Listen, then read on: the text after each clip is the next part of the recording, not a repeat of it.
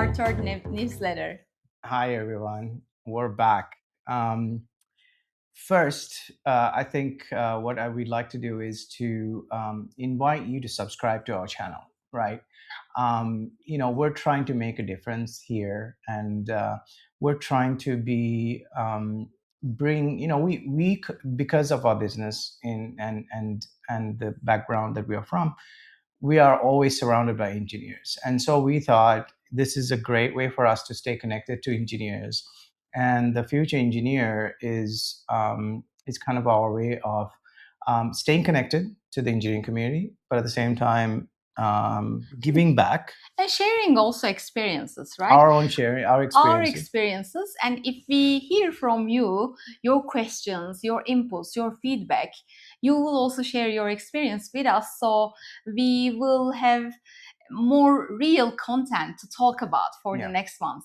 And it's really important that you're part of that conversation. As some of you may know, I'm writing a book, which is very slow at this point, but I am trying to write a book. And a lot of what the conversations, all of this is just part of our ecosystem of collecting information and trying to create value as much as possible for all the engineers out there. So please follow us, give us feedback, give us about ideas, what you want to hear. But don't forget to follow us, right? Hit subscribe, please. Thank you so much. And we are late this month. We were supposed to complete this at the end of April, but because of my German exam, so I'm trying to get a certificate, B1 certificate in Germany, and I needed to study really hard, and it's really difficult at this age. You need to have discipline, you need to have self motivation to learn, and I needed to do all on YouTube. But while running the business, while doing technical work, while doing all of those things. So I said I gave her a bit of an excuse. Right? Yeah, but we didn't hear back the results yet. Hopefully next month I will share that I passed. So so where are we? We celebrated in April a big milestone for the company. We turned 4, right? 4 years, and I think that was a big milestone. We kind of talked a little bit about it on our last Future Engineer session.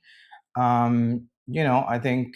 Do you want to say a couple things about that? Yeah, of course. I think it's a very good point to go back how we started, right? I'd like to share our story in a very short way. So, as you know, Udaya and I met in Japan while working for MRJ program for Mitsubishi Aircraft. And we realized that the engineering services businesses are trying to take advantage of the industry. And of course, Turkish engineers being very, very producing very quality outputs, let's say, we wanted to change some things in this industry. No, I mean, I wouldn't say that everyone is trying to take advantage. No, you're right. You cannot just say that. It's generalizing.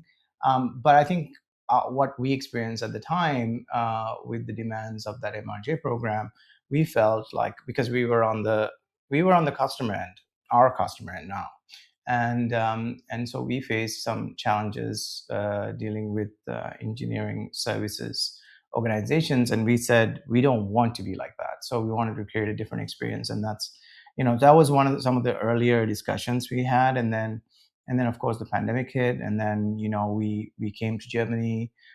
We started working in different areas.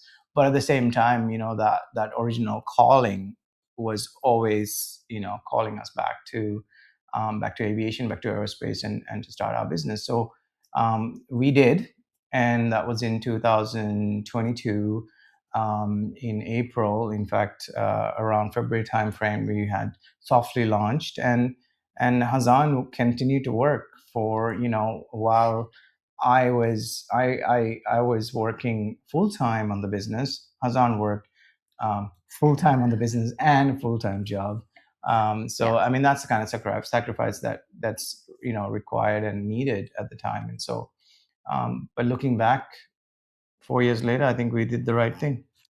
Definitely. And when I look back and when I come to today, maybe briefly I'd like to mention also right now today, with this year also, so we are in Turkey, we are in Germany, we are in Japan. We actually formalized last week our Japanese company, and we are in Canada. Yeah. With our 25 engineers and multiple customers all around the world. We are at a, let's say, scale up phase at this point. We're definitely scaling up. And I think also what really differentiates us is that we're still small company, but we're geographically diverse, right? And I think that makes a big difference. And we will come back to this topic as we talk about during the course of this session. But I think it's really, for us, this is our differentiating strategy, to be in these different time zones. Definitely. And when we say that, okay, we are right now in 4 different countries, it didn't happen overnight, right? It needed us to be very patient, and it needed for us to be very resourceful and chasing our dreams, chasing people, customers. Yeah. And I mean, there is no such thing as overnight success. You've heard that a lot. So patience and the long game, right? So this is what entrepreneurship is all about. And failure and things going wrong is completely part of the game. You can fail 99 times, and you just have to succeed once, right? So I think that's so you just have to have that resilience. You have to have that perseverance to go through this process. There is no long-term play, right? Without sacrificing, without there's always patient. Some cost, right? There's always a cost of something. And there is no such thing as you can have it all, right? And then what happens eventually is that you just love doing what you're doing. And that's another interesting thing, because you have to have repetition. There is no such thing as you do something and then you fall in love with it, right? This is such a huge lesson for me. And you need to be adaptable, right? Yeah. And not just the adaptability, but it's also like doing something enough times that at the beginning you're not good. So of course, when you're not good at something at the beginning, you're not going to love it, right? So you need repetition. And then repetition shows you that, hey, like, I'm getting better. And that increases motivation, right? It's almost like weight loss, right? Like, so, when you're going to the gym and you're on a diet and but you're not losing weight, you're like, you don't have any motivation. But then when you do see that number change and you see your shape changing, you're motivated. So similarly, I think you need repetitions around. It creates the self-confidence, right? And of course, it also creates some awareness on the other party as well. It's not only on you. The other party sees you trying, and at some point they want to engage because they see that you are not giving up. Yes, that's the key, right? So maybe we're here already, we can talk about it. So having working in different countries. So one thing from our experience, it took us, we shared that at the beginning of the year that we started the Japanese business. Yes, that's when we actually applied for registering our business. But we just succeeded. So it took us, a good part of 3 months to get that process. And Japan, it can be very bureaucratic in terms of these type of processes. So setting up a business takes a longer time. And where else did we experience that? I will just give some examples. So in Turkey, It was real quick. You just decide, you just get an accountant, and it's just one, like in 2-3 days, or let's say 1 week, you have a business. In Germany, it took also months because it's very difficult Took to us like around 3 months, yeah, 3 to 4 months. 3 to 4 months. Yeah. Very difficult to get a notary appointment. Very difficult to open a bank account. And in Japan, it took like 3-4 months again. Yeah. And in Canada, and in Canada, I was able to get it done within a couple of days. The only thing took the longest was they just needed to do a name search. And then, if the name was so unique that we didn't even have to do a name search, probably could have had it done within a couple of hours. So I mean, that's also tells you something, right? Like, so some countries are a lot easier to do business, but there is, it's not that Japan and Germany are incredibly, some backward nations that don't have these processes nailed down. It's not that at all. It's more of the fact that there's a higher level of diligence placed in those processes, so that takes a longer time. And so when you go through those processes, there is an inherent level of trust that gets built in. Like, it's a referral system almost, right? It like is. When you go to bank, for example, if you have a reference, everything is easy. The trust factor comes in Japan, that is quite the case. You need, in order for you to bank with a reputable bank, you need to be referred through another client who's had a very good history with that bank. Stable. That doesn't exist anywhere else. So all these different things you have to factor in as you do work internationally. But and this really brings us to a thing of, like, we talk about business development, sales, quite a lot, marketing. And how do you as a Turkish company go to Japan to do business, right? And then say, hey, we're this Turkish company, we do this, we do that, and try to convince. And Japan obviously has very different ways of doing business. It takes a long time to build and establish trust. So we think that this process of establishing a company gets us that much closer, because now when the Japanese customers look at us and know that we're a fully legal registered company in Japan, they know that we've already jumped through some of the hoops. Right? It also answers why we are trying to extend our company in different countries, right? Because it gives credibility to our company when the customer in Canada looks at us and thinks that, okay, they are a Canadian company, they already invested in, they are here, there is trust.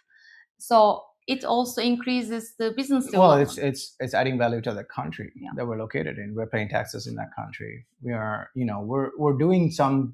are contributing to that country in exchange to doing business. So I think that's the part that I think we're doing differently than another small business, let's say, right?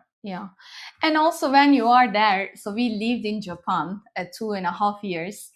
And now we are learning more about business, how to do business in Japan. Now we have a Japanese director there. And it's really interesting. The culture, for example, he mentions that the culture doesn't promote self-success, right? Self-promotion. Self-promotion is looked down upon, right? Because we talk a lot about LinkedIn, and we are very, very much active on LinkedIn. And so when I say that to Ashi-san, you should just post more. Well, Japanese people don't like too much posting about themselves. Showing off. Like, he mentioned that for a marathon, for example, like at the very end, they wait for the last 4 or 5 people and hold the hands and cross the finish line all together. Rather than winner takes all, one person taking that winning that race as probably as they deserve or earned it. But it's a more collaborative, more of a the culture is not an individualistic culture. Which also gives group us thinking. Gives us ideas how to work in Japan, for example. Every country has different dynamics, so we need to adapt as a business as well.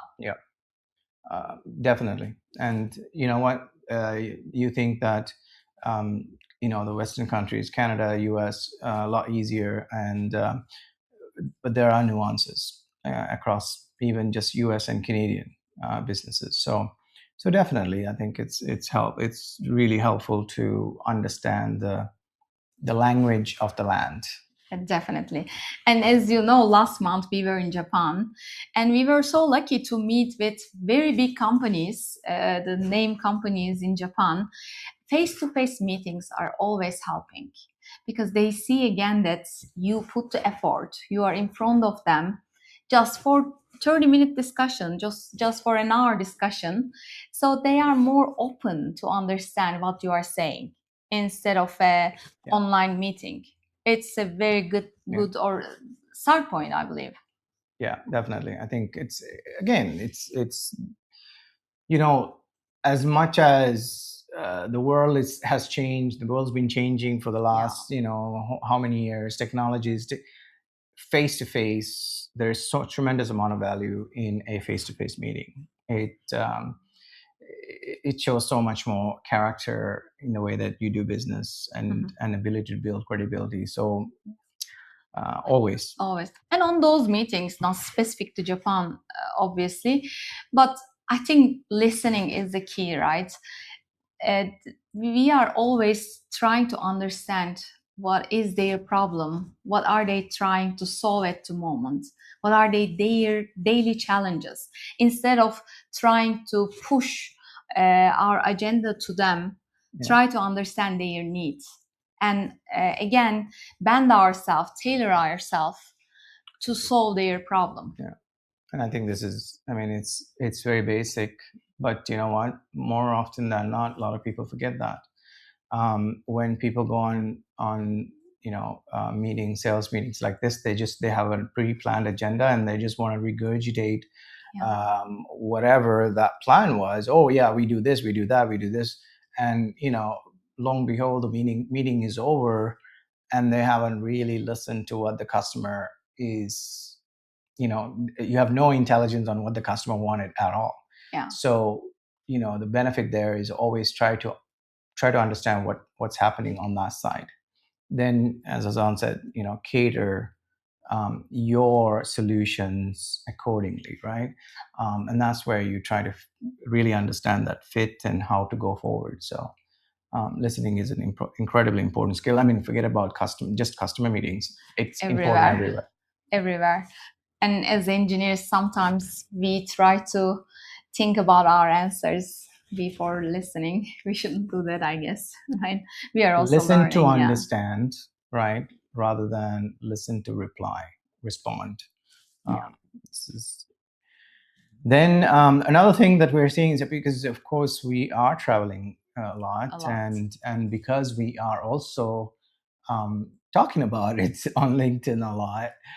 So a lot of people are coming, oh, you guys are globetrotters, you're all over and you're doing this, you're doing that.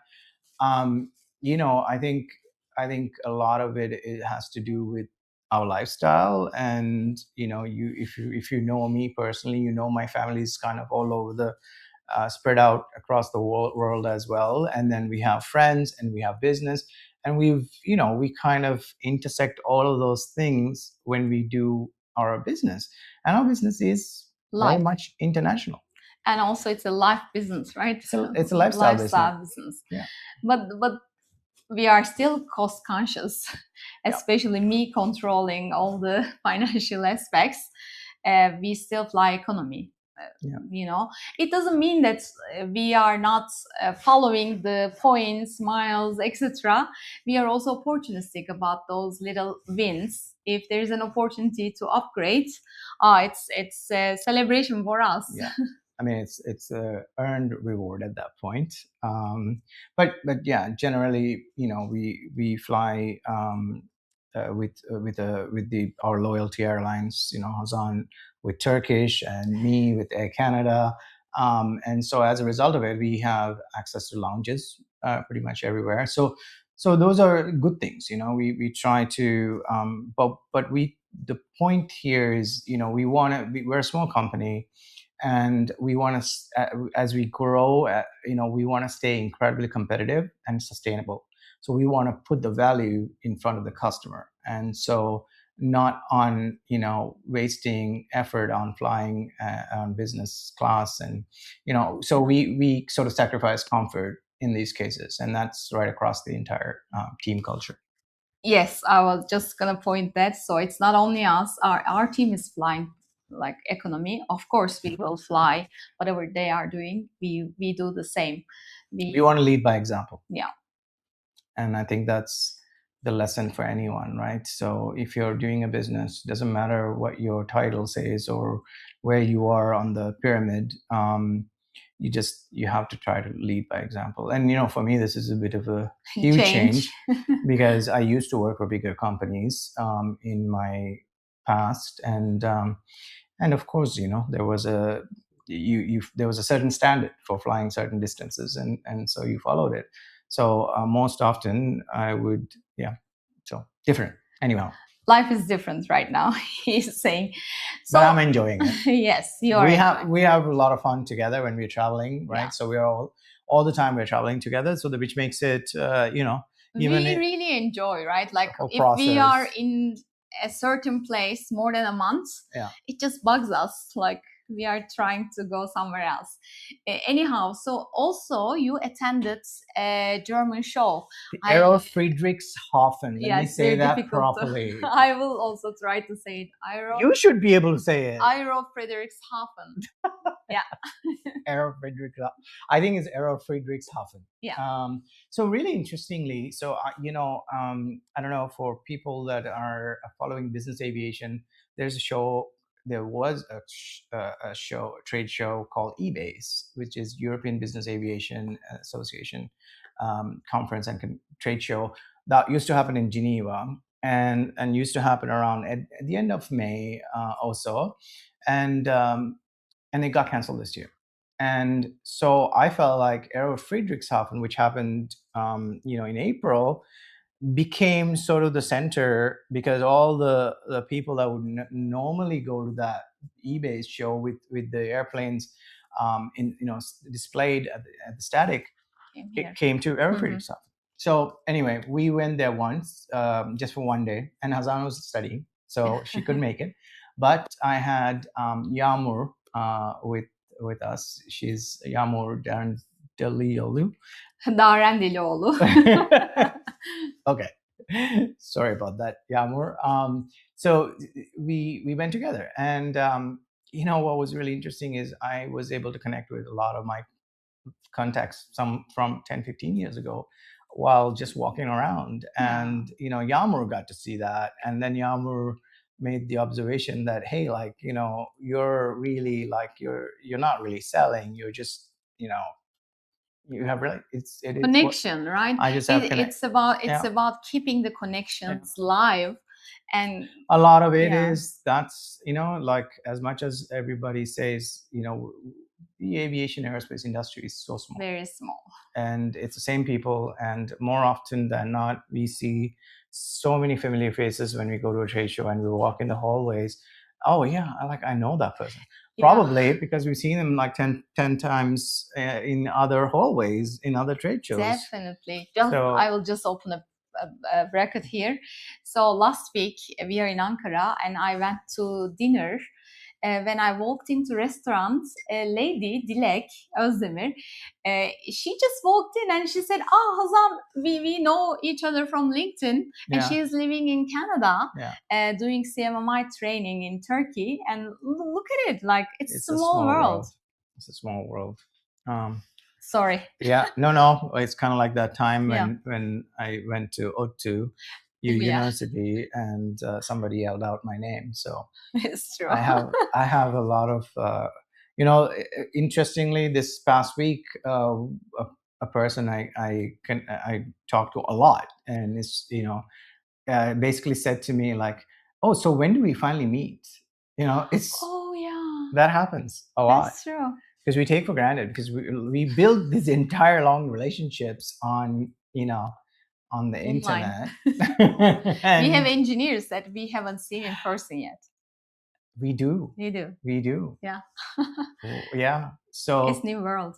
It is, and anyhow, that's just the way things go right now, and I think it's all great in the Yeah. end. But we definitely, again, kind of contradicting our point before that face to face is so important. It- We need to meet those. One, it's just yeah, like those, Saeed. it's true. But in those shows, like face to face meetings, again, building trust, right? Building trust, building credibility, and also you meet in person with some people. I think you met with Asha Kalın. Maybe you can also talk about her a bit, because she is also very passionate about what she's doing. Yeah. It's an incredible thing. Yeah, Aisha Akalın, she's the publisher of Defense Turkey. Yes. And Defense Turkey and also Aviation Turkey, I think right yes. now. Those are also like international magazines. Yes, know? and she is traveling all over the world. So and she is connecting with a lot of airlines, a lot of OEMs. In fact, what was really cool about for her is that she flew in on a Dassault aircraft from I think, well, France. I'm not sure if it was Paris, maybe Paris. So she flew into Aero Friedrichshafen on their jet. Yeah. Wow, very cool. So very cool. Anyhow, so she's also making such a huge difference in as a Turkish woman entrepreneur, and really massively making a name for herself, and also branding Turkey around the world. And she's she's connecting dots around the globe. So a little bit of a shout out to Aisha. Yeah, it's true. And we know Aisha from LinkedIn. So as you know, we are that was your point. Yes, I got it. Yes. Yeah. Okay, and LinkedIn is like, it's the main place for us. I am like, we know that like everybody is saying that it's too crowded.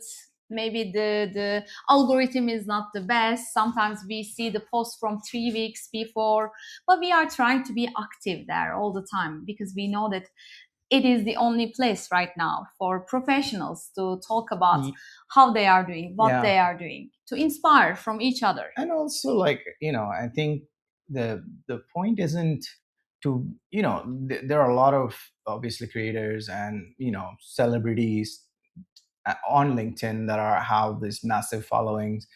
I mean, if that's what you're going for, then yes, maybe you're just going to be disappointed. But if you are going for a certain audience that want to hear from you, that want to recognize you for the value that you're providing to them, that's a different story. And that audience could be as small as 100, right?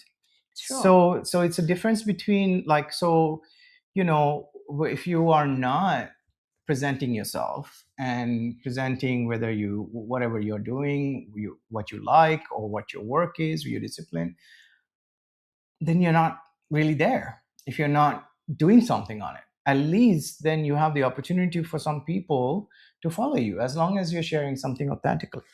Yes, genuinity is very important. And also your focus group, right? Let's say that you are very technical, and I'm sure there are like hundreds engineers group related with that topic. So you will also learn from them. They're like the new publications, new standards, new guidelines. Maybe you will ask questions. Hey, I'm interfacing with this problem. Like, what do you say? So our team, our loads and aeroelastics team is doing it, because loads, aeroelastics in particular, loads and aeroelastics, it's a very rare field, and so our team is trying to connect with other engineers in the same field. Not, I think, more to just stay connected and build a network, and we are not just talking about, hey, you got to be out there. Our engineers are leading by example. Yes. Yeah, we have an internal team to manage who is going to post, which technical area we're going to talk about. And this is why the interactions are very good on those posts. So I think the point is, you have to network, you have to connect the dots. And right now, you can complain about LinkedIn, but LinkedIn is the only channel that allows professionals to show off or share what they know. And also, we keep talking about AI, right? We are also trying to become an AI enabled company internally. So we hired an AI scientist in HSP Solutions. And he's the gentleman we have not met yet. It's true. It's Yeah. so He is the guy. Yeah. So as you know, like aerospace is a very deep expertise, and our team has it. Now we are trying to leverage it by using AI, machine learning, combining these two multi-disciplines and trying to make it one new thing. Yeah, and I think the point here is we're not trying to cut corners by leveraging AI. Yeah. What we're trying to do is we know the aerospace development expertise cannot be replicated. Yeah. Certainly not through the AI techniques that are available. The technology is not quite there. Not the next 10 years, let's say. Yeah, maybe. We don't know because Yeah. this thing is going so fast, True. right? But whatever the point is, the point I'm trying to make is you have expertise, you have niche expertise. AI helps you or weaponizes that even more or magnifies that capability, right? Whether it's doing something faster, it's the talk about the Dilara's example. Yeah, that was kind of cool. Yeah, like maybe I should start. Good Like analogy. it needs a cultural shift, right? Like the mindset shift. So internally, we are trying to develop a tool, and our engineer Dilara is very busy, but she knows the process, and she needs to guide the AI guy to make a tool or whatever they are trying to do. But she's very busy and she cannot spare time. Then when she finished everything and when they worked together, Yeah. she realized that what she was missing, not prioritizing that work. Yeah. And she gave the analogy of this axe, like Axe. the blind axe. Blunt. Sorry, the blunt axe, and blunt and the sharp axe, right? Exactly. So a blunt, if you're cutting the tree with a blunt axe, it's gonna take you a long time, but you don't want to take the time to sharpen the axe because you think it's just taking more time. But in fact, it gets a lot faster. Yeah. So. But in the end, like it gave us like super like amazing, exciting feeling, because we know that there is a lot that we can achieve right now with AI if we can think systematically, obviously, right? You need to think in a very structured way. You need to provide the real guidance. You need to put the structure framework so that AI can support you. I completely. I think that people think that AI is just going to replace a whole bunch of jobs. Like, okay, coders, software developers are not going to just go away just because you have AI. They understand the process. They understand the architecture. They're going to do a much better job leveraging AI to code than someone who has no ability to code, like myself. Sure. So I've been actually immersing myself a lot lately with AI and coding and developing agents. And I'm leveraging coding, obviously using LLMs, but I can also see the value. If I had someone who had that coding experience, they would be even faster, right? So yes, it is enabling me to do something that I wasn't able to do before, but having someone who is already good at it is going to just take you much further. True. So also it means that AI will not replace you because you have the knowledge, you have the experience. Especially if you have an expertise in a very niche area, that's not going away anytime soon. It's just a supportive tool that makes our lives easier. Maybe kills those repetitive work or writing work that we don't enjoy, maybe. Well, we watched that podcast this morning about so a surgeon is not going to go away. An AI robot perhaps will support a surgeon doing a surgery, Mm. certainly not going to go away anytime soon. So I think there are some misconceptions around the timelines and things like that. And of course, eventually, a lot of these things will get better and better and better. But for any time in our future, I think we're pretty safe. Yeah, but we need to be open. We need to We need to be very open, very also experimental, Yeah. to try to see what's going on and also follow, because it happens every night. Like I have an AI agent. It's built into Google, and it gives me every morning the AI related news. And every morning I see that Google It's a changing. did this. I don't know. OpenAI did this. Grok did this. Like it's happening Yeah. every night. Yeah. The rapid speed of things is just incredible. So yeah, you have to, like, I'm not saying that yes, all these technical jobs are safe. I'm saying you need to adapt and you need to embrace. And that's, for us as a company, right? At the beginning, I felt there was a lot of resistance for our team to adapt, try to even use LLMs, right? But I think what ended up happening was Hazan and I just started using a lot, and we kept talking about how the benefits we were experiencing. And so I think it's important. It's a cultural transformation, and it needs to be led from the top. Definitely. Yeah, as engineers, we are always stick to our traditional way of working, right? We have a structure, we have a system, we always follow that. Now we need to, let's say, shape that structure a bit to include these new tools. I think engineers are skeptics at heart. True. Right? So anything new that comes in, they're so skeptical. Yeah. Which is exactly the thing that I'm trying to talk about in engineering the sale, the book. Yeah. Is so because engineers look really down upon salespeople because they think sales is cheap, they think sales is sleazy, and they think sales is not real. It's like people. It almost seems like you're manipulating the truth. Not the case. Yeah. So I think engineers just tend to be skeptics at heart. But also for new generation, okay, we say that maybe our jobs are safe, but for new generation, it's really difficult right now.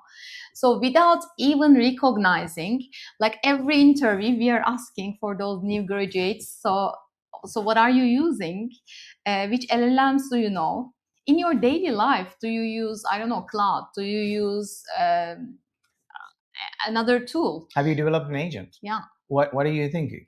So these conversations used to be quite specialized, right? Yeah. But now, if you're not doing that as an entry level employee engineer, then I seriously start to question, because here's me, I'm 48 almost next month, and I'm building agents by myself without any coding experience, and I'm trying those things because I can, right? So if Hazan and I have the time, we're busy, we're traveling, we have a business, we have a couple of businesses, we're doing all these different things, and at the same time we have curious enough to explore all these different things. You as a student, you have to. You got to do it.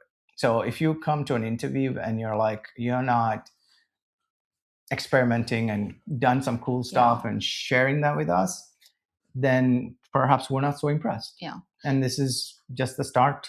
Because the competition is really high at the moment. This morning I was reading a post from one of my professors from ODTÜ, and he's basically saying that, like, every year there are thousands of electrical electronics engineers graduates. So you need to differentiate yourselves, and you are just out of university with no experience, and there are not enough companies in Turkey at least to employ you. There are these big defense companies, but entry level jobs there is a limit also. So what you need to do on the side to build that 10 years expertise on the background? Yeah, I mean, it's a bit of a catch-22. Like, we have this, I forget, what was it, the 10,000 hour rule, where it takes 10,000 hours in a field for you to become an expert at something. Now, of course, you need the time. So at the early stages, you don't have that. But there are so many ways you can demonstrate that you have tried certain things. Because at the end of the day, like I personally, I really don't care about GPAs. You could have a 4 out of 4 GPA, and it And means you don't care about schools it too. means I also don't care about schools. Yeah. And there's a it's a maybe I will Another- I will not be popular with Metsu graduates if I start talking about that, or Tech graduates. But the point is, I think that everything that you learn in school is on just preparing you around how to learn. That's it. Structure, how to learn, and everything else is you learn on the job. True. In my opinion, I might be wrong. Yeah. And if you think you guys don't agree with me, come back, give me some feedback. That'll make it more fun, this stuff, Definitely, we need challenge to think differently. So, and also, what's next? It's June is coming. Yes. And it is the time of the big aerospace shows. First, there is ILA Berlin. Yes, ILA Berlin in Berlin. Yeah. And so we'll be there for a couple of days, I think. Yes, I think for 2 days. And and Yamur is going with us. Yeah, it's a very good opportunity. And for the ones who haven't heard of ILA Berlin, it's a very small, but it's a very condensed, dense show, right? Compact show. For really good networking, it's a great opportunity. And also, I think the entry tickets are so relatively inexpensive. So even if you're a student and you want to explore, a great way to understand, the companies that are out there and who's hiring, who's not. But regardless, you get to learn something. So use these opportunities. Trade shows are, some trade shows are difficult at a student level to enter because it's expensive. But this stuff is not. This one is good because it's small enough and small to have the network and big enough to understand what's really going on. And same thing for Aero Friedrichshafen. It was also, I think it was like €30. Okay, very good. For a day entry. So it's quite inexpensive.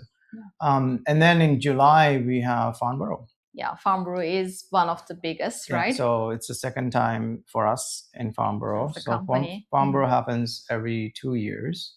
So they alternate with Paris. And so this year it's in Farnborough. And so Phil Sheen, our CTO, is going to be joining us at Farnborough, and we're excited. So if you are watching this and you happen to be going out there, make an opportunity to meet with us. We are very flexible. We try to always meet people wherever we travel. So reach out to us and let's see if we can make a meeting happen. Exactly.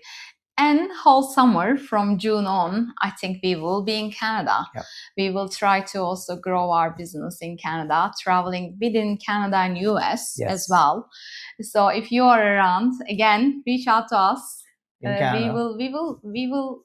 I'm sure we will make an opportunity to meet, have coffee, and discuss what's going on. We'll get some Timmy's donuts. Tim Hortons, well, okay. in Canada. Only the Canadians would recognize that. So yeah, that's I think covers all the topics we want to talk about in this episode. Definitely. And at the very end, I'd like to add again, please follow us. We will try our best to do. Yes. I mean, it's like what we said about the repetitions, right? Yeah. Like, I know this is only our third time and we probably really suck at this. And, so don't compare us to too much, good stuff out there. But over time, with your feedback, and maybe we can get a little better. But I hope that we're sharing some interesting things that you guys like to hear. And if not, let us know. Even if it's bad feedback, we love it because hopefully we'll try to learn. And this is, it's a kind of fun thing, and it's a way to stay connected. So the more of you that follow, the more we have a larger network to connect with. Definitely. So thanks so much, everyone. Take care. See you next month. Bye.